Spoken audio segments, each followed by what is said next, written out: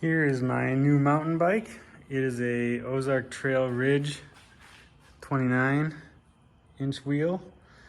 It's totally stock right now. I've probably put 30 or so miles on it.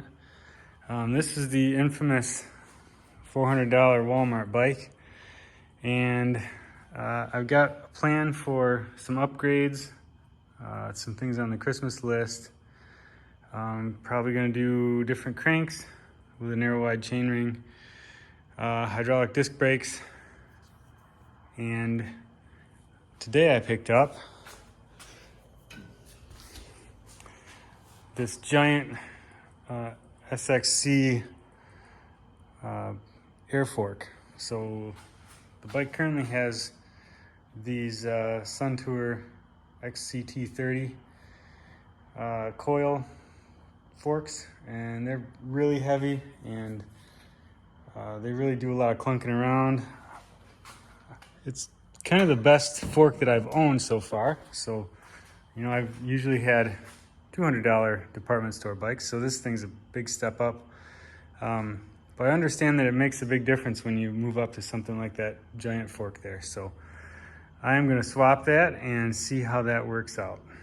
And I'll come back and show you the result and how it fits. Well, I have to admit, I was a little skeptical of the effect this air fork upgrade was going to have on my Ozark Trail Ridge here. It's a reminder from last time. I've got a giant SXC 32 on here. So this would have been an OEM fork from like a 2022 giant Talon 1. It does have air compression adjustment and rebound adjustment. And it maybe took me 15 minutes to put it on. Just had to cut the steer shorter. It's pretty easy. Has all the same dimensions. It's a straight steer, so I was able to use the stock headset.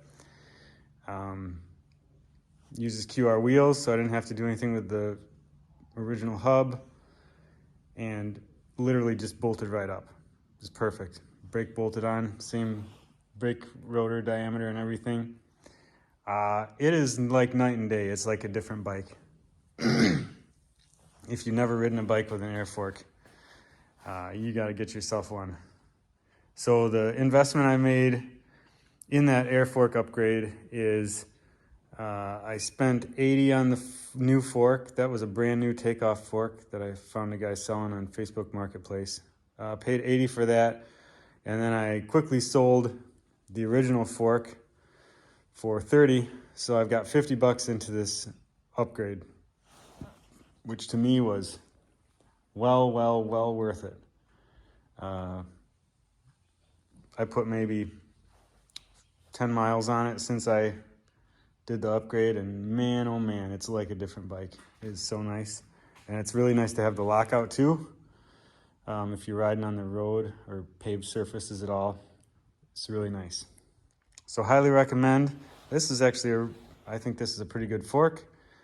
Don't take my word for it, because I don't know a lot about air forks. I don't even own a shock pump, so just take that with a grain of salt, I guess. One question that people will probably have is, what about the weight? This bike weighed about 32 and a half or 33 pounds stock.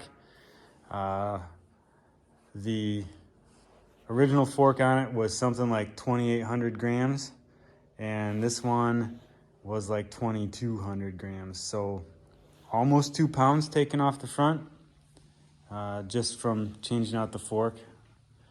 You can buy lighter forks, you can buy better forks, but for this budget bike, budget fork makes sense, I think. So I'm really happy. This is a great upgrade. I would say your upgrade order should be hydraulic disc brakes, fork, and then start worrying about the drivetrain and stuff. Those are going to be the biggest differences, in my opinion.